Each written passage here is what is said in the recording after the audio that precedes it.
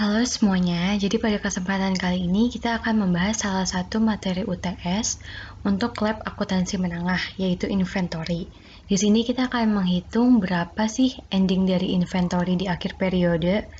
Nah, langsung aja ke soal. Di sini ada perusahaan Disney Corporation, yang mana Disney Corporation ini merupakan sebuah perusahaan yang bergerak di bidang retail.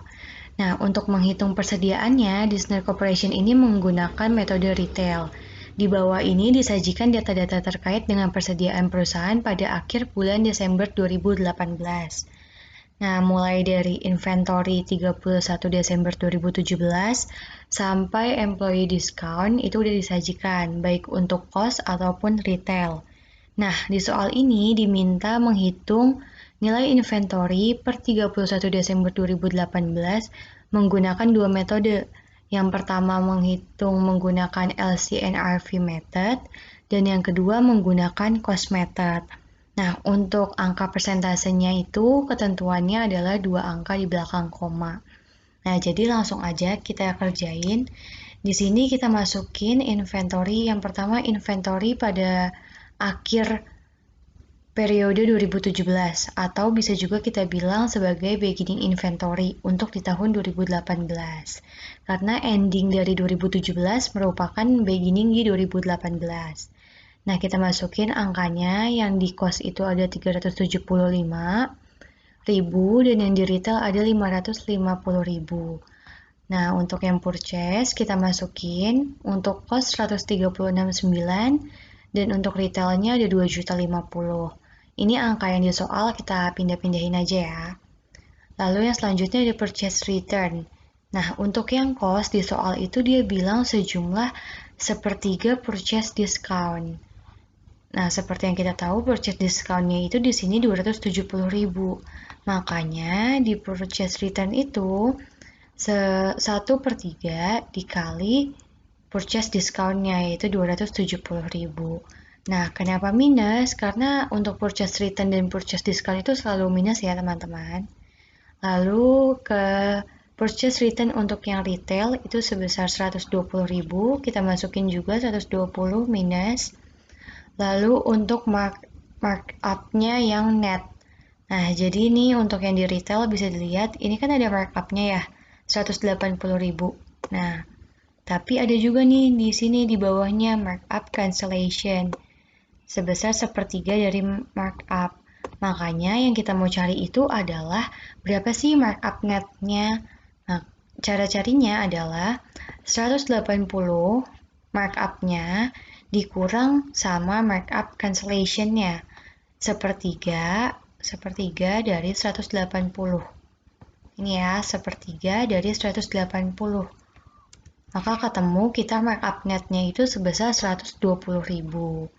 Lalu untuk selanjutnya ada break in. Break in-nya di sini sebesar 63 untuk yang cost. 63 untuk yang cost. Kalau untuk retail, dia untuk purchase discount dan break in-nya nggak ada ya teman-teman. Lalu ini kita total. Nah, ini kita total. Untuk kita tahu COGAF-nya, ini dari yang kita sum aja, mulai dari yang atas ini sampai bawah. Begitu juga sama yang retail. Nah, ini yang retail. Nah, untuk informasi selanjutnya, markdown, itu bisa kita lihat nih di sini. Kita mau cari markdown-nya juga yang net. Cara carinya itu tinggal markdown-nya sebesar 85.000 ini kita kurang sama 35.000 ini. Makanya di sini hasilnya itu 50.000. Dari 85 dikurang 35.000 hasilnya 50.000 di sini. Lalu ada employee discount sebesar 12.000. Ini kita pindahin ke sini 12.000. Lalu ada loss from breakage normal. Normal sebesar 8.000 kita masukin di sini. Ini ya. Lalu selanjutnya ada sales-nya. Nah, sales-nya nih kita ambil yang net juga. Cara carinya adalah sales biasa kita ini kita kurangin sama sales return-nya. Jadi ini 2.110.000 kita kurang sama 145.000. dapatlah net sales-nya itu sebesar 1.965.000. Nah, lalu untuk mencari total angka yang di bawah ini, cara carinya tinggal 2.600.000 kita kurangin sama semua item ini. Jadi itu ya, bisa dilihat. Jadi 2.600.000 dikurangin sama semua item-item yang ada di bawah ini. Udah selesai kita buat nih tabelnya, sekarang kita bisa lanjut untuk mencari ending inventory-nya. Yang pertama, kita memakai metode LCNRV method. Nah, untuk cari ending inventory-nya kita perlu nih untuk nyari berapa persentasenya dulu. Untuk LCNRV method, cara cari persentasenya adalah ini COGAF untuk yang bagian cost dibagi sama COGAF di bagian retail. Jadi 1.447 dibagi sama 2.600. Ketemulah hasilnya 0,5565. Kita jadiin bentuk persen, maka ketemulah 55,65%. Nah, setelah udah ketemu persentasenya, langsung aja nih bisa langsung kita cari ending inventory-nya. Caranya persentase yang tadi kita udah ketemu, ini kita kali sama total angka yang di bawah sini. 565.000 ini.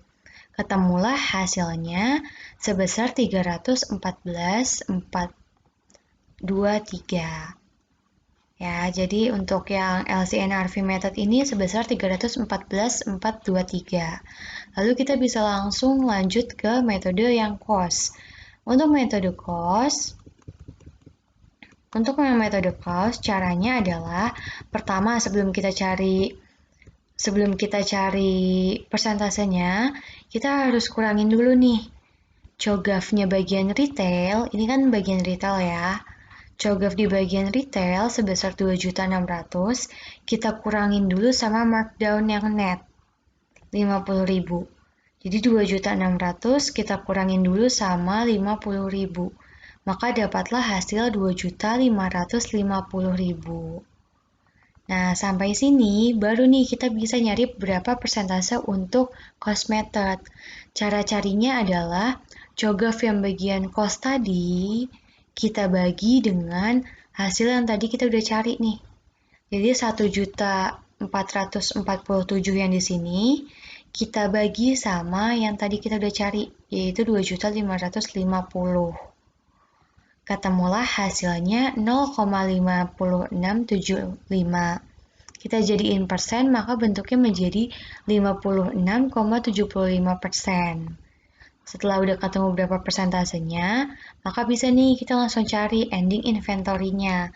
Yaitu cara carinya dengan berapa persentasenya, kita kaliin sama total angka yang di bawah ini, 565. Maka ketemulah hasilnya sebesar 320.610. Jadi ini merupakan ending inventory untuk yang memakai metode LCNRV method, dan untuk yang cost hasilnya sebesar 320.610. Nah, semoga penjelasan ini membantu teman-teman nanti untuk mengerjakan soal inventory di UTS. Sukses terus buat kalian semua, semangat ujiannya. Thank you.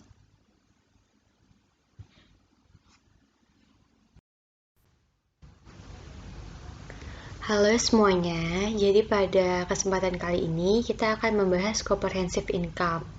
Nah, yang ngebedain comprehensive income ini dengan income statement yang udah kalian pelajarin sebelumnya itu, kalau misalkan di comprehensive income, kita akan menambahkan baik akun gain ataupun loss, baik yang sudah realized ataupun yang masih unrealized ke dalam laporan keuangannya juga. Nah, laporannya ini kita sebut comprehensive income. Sebelum kita menyusun comprehensive income, maka kita perlu nih untuk melakukan adjusting ataupun correcting untuk beberapa akun. Langsung aja kita masuk ke soal. Jadi ada soal untuk comprehensive income, ada PT BSD Corporation. Ini ada akun-akun dari BSD Corporation tanggal 31 Desember 2016 setelah penyesuaian dan sebelum tutup buku. Kita langsung aja lihat ke informasi tambahannya. Yang pertama, asuransi dibayar di muka untuk gedung kantor dicatat dengan pendekatan expense.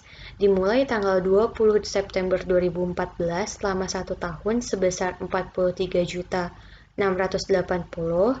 Setiap kali masa asuransi habis, BSD Corporation memperpanjang asuransi per tahun dengan kenaikan sebesar 15% dari nilai sebelumnya. Bagian akuntansi belum membuat jurnal penyesuaian. Nah, kan berarti ini 20 September sampai 2014, kalau selama setahun, habisnya akan habis di tahun 2015. Kalau 2015 akan habis di tahun 2016, nah yang 2016 ini akan habis di 2017. Karena sekarang kita tahun 2016, maka kita hitung mulai dari yang 20 September 2016 sampai 20 September 2017. Nah, saat 20 September 2016, kan jurnalnya berarti insurance expense pada case. Kenapa insurance expense? Karena dia memakai pendekatannya itu pendekatan expense. Nah, untuk angkanya, untuk 2016 itu kan berarti 15% lebih besar daripada angka di 2015. Nah, makanya di sini kita pertamanya itu 115%. 115% itu dapat dari 100% ditambah 15% ini. Lalu kita kali sama 115% kali 43.680. Nah, ini itu kan harusnya insurance expense di tahun 2015. Nah, di 2014 itu sebesar sekian nih. Dan kita tahu untuk insurance expense di tahun 2015 itu 15% lebih besar daripada 2014. Makanya di sini 115 dikali 43.680. Dapatlah kita hasilnya itu 57.766.800. Nah, terus kita mau adjust kan berapa yang sudah kita pakai untuk tahun 2016. Nah, kita cari nih rate 1 bulannya dulu, insurance-nya itu berapa. Caranya, hasil yang tadi 57.766.800 kita bagi 12 bulan, maka ketemu hasilnya itu 4.813.900. Karena kita memakainya pendekatan expense, maka jurnalnya di debit itu ada prepaid insurance, dan di kreditnya ada insurance expense, sebesar berapa yang belum terpakai. Kalau misalkan pakai pendekatan aset, maka memang yang di jurnal itu berapa yang sudah terpakai, tapi kalau untuk pendekatan expense itu berapa yang belum terpakai. Nah, dari bulan 20 September 2016 ke 31 Desember 2016 itu kan 3 bulan. Berarti yang kita udah pakai selama 3 bulan nih. Sedangkan kita bayar itu untuk 12 bulan. Berarti kan sisanya 9 bulan. 12 dikurang 3. Kita kaliin sama rate-nya per bulan. 4.813.900. Dapatlah hasilnya sebesar 43.325.100. Lanjut ke nomor 2. Di nomor 2 dibilang diketahui ada retur penjualan yang dicatat sebagai diskon penjualan sebesar 5.500.000. Nah, berarti ini jurnal koreksi nih. Kan jadi dia tuh ada retur penjualan, maka kita debitkan sales return and allowance, kan nambahnya itu di debit, makanya kita taruh di debitnya sales return and allowance sebesar 5.500.000. Lalu diskon penjualannya ini nggak ada nih, jadi harus kita hapus. Nah, normal balance dari sales discount itu kan ada di debit. Kalau kita hapus berarti kita taruh di kredit sebesar 5.500.000. Lalu untuk nomor 3, gedung dibeli tanggal 1 Januari 2010 dengan harga perolehan 1 miliar, masa manfaat gedung 20 tahun dengan nilai sisa 250 juta. Gedung disusutkan dengan metode garis lurus. Bagian akuntansi membuat jurnal penyesuaian tetapi tidak memperhitungkan nilai sisa. Gedung dipergunakan untuk kantor. Nah, jadi pertama kita hitung dulu nih depresiasi gedung yang seharusnya itu berapa. Nah, karena memakai metode straight line, Maka 1 miliar, cost dari gedungnya kita kurangin nih sama residual value-nya dulu, yaitu sebesar 250 juta, kita bagi sama useful life-nya, yaitu 20 tahun. Nih dari soal ya. Ketemulah hasilnya itu 37.500.000 per tahun. Lalu ini kita hitung yang perusahaan salah catat.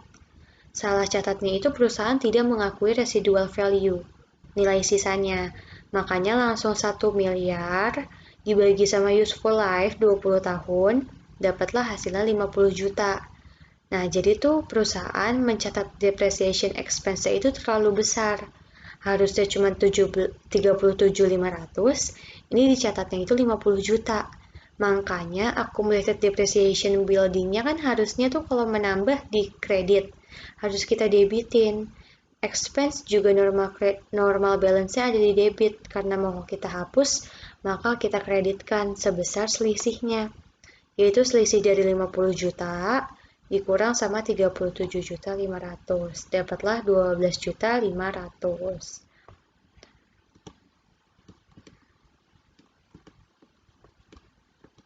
Selanjutnya di nomor 4, ada peralatan dibeli tanggal 9 April 2016 dengan harga perolehan sebesar 60 juta.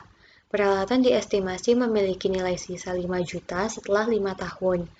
Peralatan disusutkan dengan metode penyusutan saldo menurun, dan bagian akuntansi sudah membuat jurnal penyesuaian, tetapi memakai garis lurus.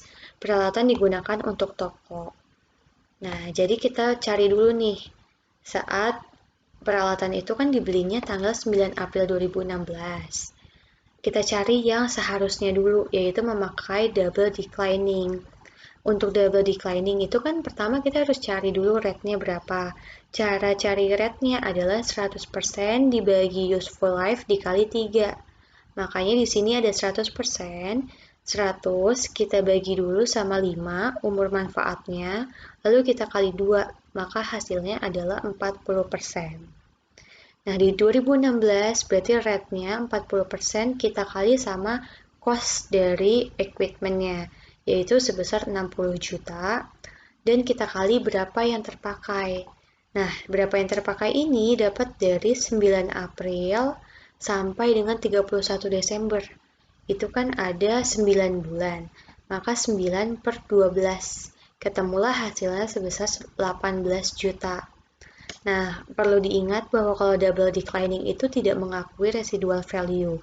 Jadi, residual value-nya itu tidak dimasukkan dalam perhitungan. Nah, kita hitung juga nih perusahaan salah mencatatnya itu sebesar berapa. Perusahaan itu kan malah mencatatnya memakai metode straight line. Makanya di sini ada cost-nya sebesar 60 juta, dikurang sama residual value-nya sebesar 5 juta, dibagi umur manfaat 5 tahun, hasilnya dapat 11 juta. Jadi cost yang harusnya itu expense-nya sebesar 18 juta, baru dicatat sebesar 11 juta. Kita kurang dong, makanya kita tambahin lagi. Kita di debitnya ada depreciation expense, lalu di kreditnya sama seperti biasa, yaitu accumulated depreciation strip equipment sebesar 7 juta. 7 juta ini dapat dari 18 juta, kita kurangin sama 11 juta, dapat 7 juta. Di nomor 5,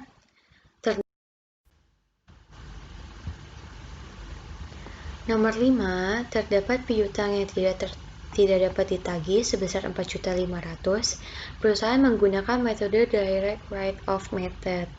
Maka jurnalnya langsung di debitnya bad debt expense, lalu di kreditnya ada accounts receivable, karena piutangnya itu tidak dapat ditagih ya, maka accounts receivable harus kita kurangi sebesar 4.500.000. Nomor 6, salaries expense sebesar 110 juta, di mana 65% untuk gaji karyawan bagian kantor. Nah, ini kita no entry aja karena ini merupakan informasi tambahan yang tidak perlu adjusting dan juga correcting. Lanjut nomor 7, perusahaan akan membagikan bonus kepada karyawan tahun depan sebesar 1 bulan gaji untuk 12 karyawan bagian penjualan, di mana gaji per bulan masing-masing karyawan sebesar 4.500.000. Nah, maka ini kan merupakan expense. Di debit kita catat bonus expense, Karena belum dibayarkan bonusnya, maka dikreditnya bonus payable sebesar 54 juta, yaitu dari 12 orang karyawan, kita kali 1 kali gajinya, yaitu 4.500.000. Dapat 54 juta. Nomor 8, pendapatan sewa diterima di muka dimulai tanggal 1 Juli 2014 untuk 2 tahun sebesar 54 juta. Pada tanggal 31 Desember 2016, bagian akuntansi mencatat pendapatan sewa sebesar 0. Nah, jadi kita cari nih. Ini kan dia bayarnya itu mulai dari 1 Juli 2014 sampai 1 Juli 2016. Nah, berarti di tahun 2016 itu ada pendapatan untuk 6 bulan. Ya, teman-teman, 6 bulan. Nah, makanya kita bisa nih untuk mengakui pendapatan kita. Di debitnya kita bisa hapus unearned revenue-nya, dan di kreditnya kita bisa menambahkan rent revenue kita karena itu udah kita terima. Caranya itu 54 jutanya kita bagi sama 24. 24 itu karena untuk 2 tahun. Jadi 2 tahun itu kan 24 bulan ya, teman-teman. Nah, lalu kita kali sama berapa yang terpakai. Nah, kita kali sama yang terpakai, yaitu sebesar 6 bulan. Gini, 13.500.000. Berarti ini juga kita ganti 13.500.000. Nah, lalu lanjut lagi kita ke nomor 9. Diketahui bahwa perusahaan menerbitkan wesel kepada pelanggan sebesar 35 juta dari tanggal 1 November 2016, jangka waktunya 3 bulan dengan bunganya 12% per tahun. Bagian akuntansi belum membuat jurnal penyesuaian. Nah, berarti kan ini wesel kepada pelanggan, berarti not receivable. Karena not receivable, berarti kita akan mendapatkan interest revenue. Nah, tapi kan interestnya belum kita terima nih, makanya di debitnya itu interest receivable, lalu di kreditnya interest revenue. Sebesar berapa persentase bunganya? 12%, kita kali sama nominal not receivable-nya 35 juta, lalu kita kali sama waktunya. Ini kan baru mulainya dari bulan 1 November 2016. 1 November 2016 itu ke 31 Desember 2016 itu kan 2 bulan. Makanya 2 per 12. Nah, ketemulah hasilnya 700.000. Nah, terus jangan lupa untuk buat reversing jurnal untuk soal yang tadi nih. Yang nomor 1, kan kita pakai pendekatannya expense. Nah, kita perlu untuk membalik nih. Membaliknya itu dengan cara kita balik aja. Kalau misalkan tadi itu kan kita jurnal penyesuaiannya prepaid insurance pada insurance expense. Nah, ini kita balik aja, angkanya sama aja kayak yang tadi. Bisa langsung kita taruh di sini.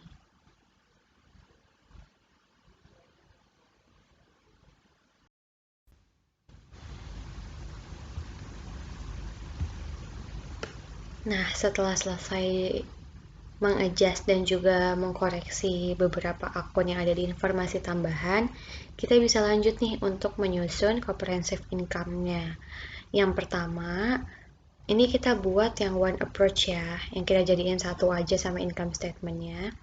Yang pertama udah pasti harus kita tulis nama PT-nya itu apa, nama perusahaannya itu apa. Di sini itu kan BSD Corporation, kita tulis BSD Corporation. Lalu ini itu laporan apa? Kan laporan Statement of Comprehensive Income.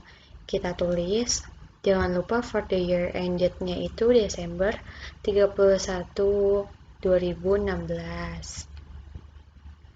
Nah, untuk SOCI, Comprehensive Income, masih sama. Pertama itu dimulai dengan angka sales. Jadi yang pertama itu ada sales revenue. Kita bisa langsung lihat ada di sini, ada di informasi soal, yaitu sebesar 850 juta. Kita pindahin aja langsung. Lalu ada sales discount.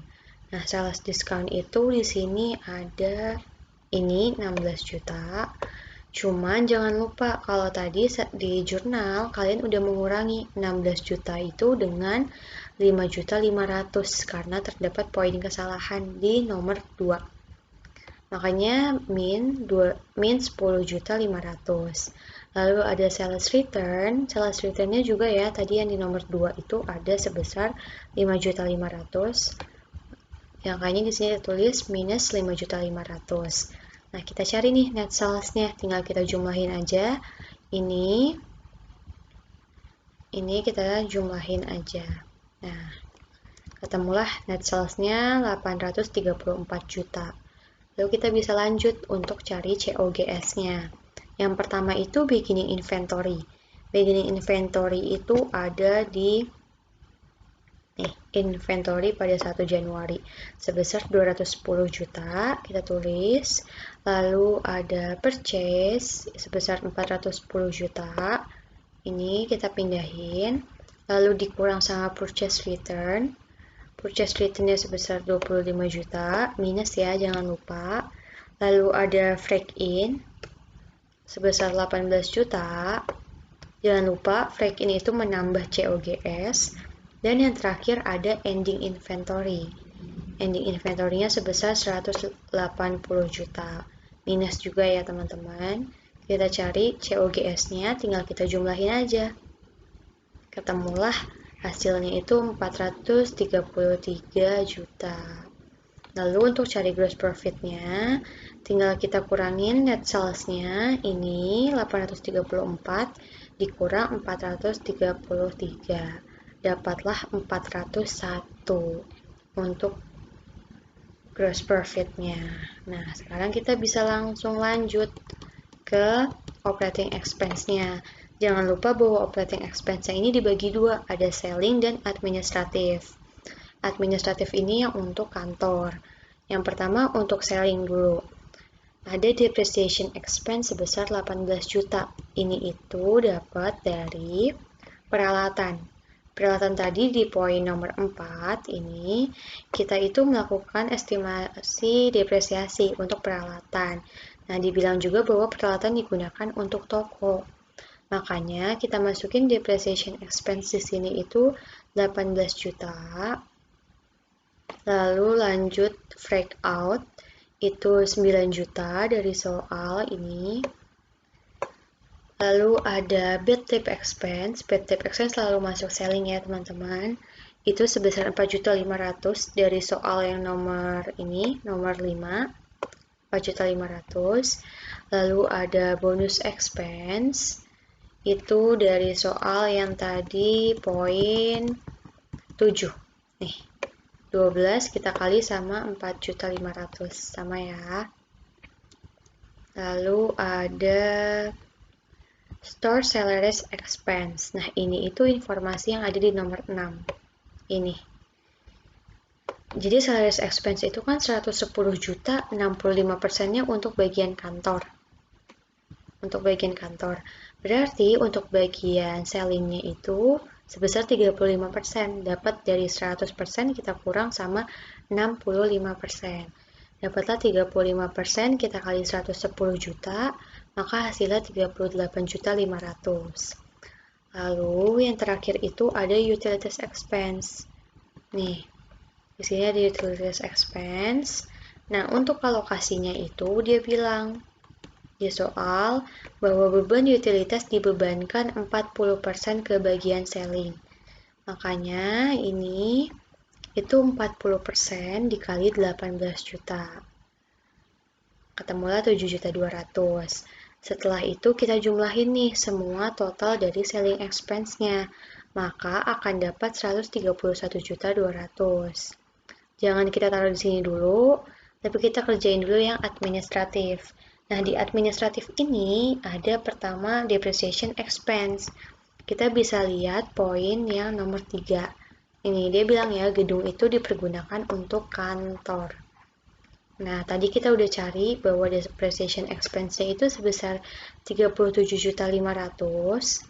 Lalu ada insurance expense. Ini di poinnya nomor 1 tadi. Yang poin nomor 1. Nah, cuman jangan lupa nih, tadi kan ini kita memakai pendekatannya expense ya. Berarti yang kita catat itu adalah yang belum terpakai. Nah, yang kita catat di Soci itu adalah yang sudah terpakai. Makanya tadi kan kita pakainya 9 bulannya. Nah, sekarang itu kita pakainya 3 bulannya. Jadi 3 bulan kita kali sama tarifnya per bulan. Dapatlah 14.441.700. Lalu untuk office salaries expense itu dapatnya masih poin nomor 6 ya. Jadi salaries expense sebesar 110 juta, kita kali 65% untuk bagian kantor. 65% kita kali 110 juta. Dapatlah 71 juta 500. Nah, terakhir ada utilities expense. Tadi dibilang bahwa untuk bagian kantor itu alokasinya sisanya ke bagian kantor nih. Berarti 100% kita kurang 40%, 60% ya. Berarti di sini untuk utilities expense 60% kita kali 18 juta. Dapatlah 10 juta 800. Nah, kita total nih kalau udah administrative expense-nya semuanya. Kita total dapat 134.241.700. Nah, di sini kita total selling expense-nya ditambah sama administrative expense-nya. Maka kita akan dapat expense total itu sejumlah 265.441.700. Nah, kita kurangin sekarang. Gross profit-nya kita kurangin sama total expense-nya. Jadi ketemulah 135.558.300. Nah, tapi belum selesai ya teman-teman. Kita harus cari other income dan expense-nya. Pertama itu ada dividend revenue. Jadi ini pendapatan dan pengeluaran perusahaan di luar dari kegiatan utama perusahaan. Nah, dividen revenue ini di soal dia bilang bahwa sejumlah 4.500.000. Kita pindahin aja. Lalu ada interest revenue sebesar 700.000. Itu dapat dari ini poin nomor 9. Tadi kita udah cari interest revenue itu sebesar 700.000. Lalu ada rent revenue sebesar 13.500.000. Itu dapat dari ini poin nomor 8 tadi adjustment yang udah kita buat. Lalu ada loss on disposal of plant asset. Nih, ini ada di soal di ini 6.500.000. Nah, ya. Minus ya teman-teman, soalnya ini kan loss. Nah, di sini kita totalin nih semuanya yang di sini. Dapatlah hasilnya itu 18.200.000.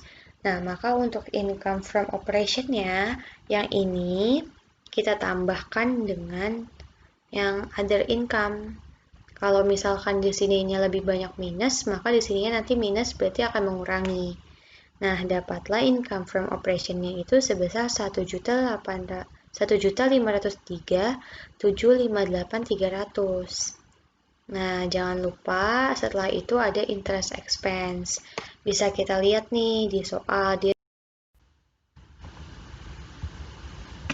Selanjutnya ada interest expense. Bisa dilihat di soal nih, ada interest expense sebesar 8 juta. Maka di sini kita masukin minus 8 juta. Minus ya, karena merupakan expense. Dapat income before income tax-nya, yaitu dari income from operation, kita kurangin interest expense. Dapatlah 145.758.300. Nah, lalu kita kurangi nih sama teks. Teksnya itu sebesar 25%. 25% dari income before income tax-nya. Kita kaliin aja 0,25 dikali 145.758.300. Ketemulah segini untuk pajaknya. Lalu kita dapat nih income from continuing operation, yaitu income before income tax kita kurang sama income tax expense. Nah, jangan lupa bahwa ada discontinue operation.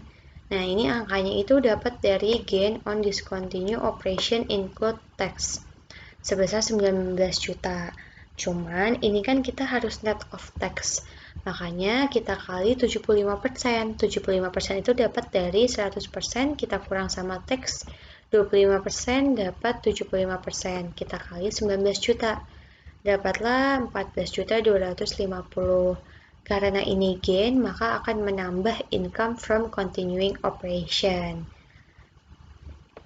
Selanjutnya kita dapat nih net income kita sebesar 123.568.725.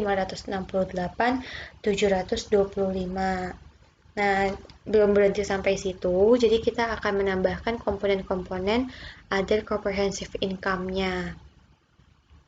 Nah, untuk komponen atau akun other comprehensive income-nya itu ada unrealized holding loss net of tax sebesar 3.375.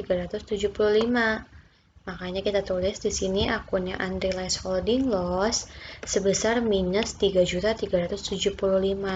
Kenapa minus? Karena merupakan loss ya. Kalau misalkan gain tinggal kita tambah aja.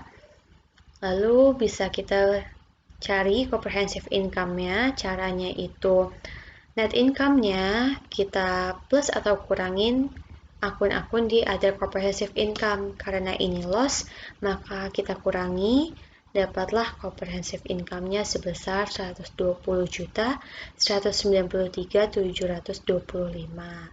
Nah, jadi untuk comprehensive income BSD Corporation untuk tahun 2016, 31 Desember 2016, itu sebesar 120.193.725. Nah, sekian untuk pembahasan soal comprehensive income. Semangat terus buat kalian semua. Semoga lancar ujiannya. Thank you.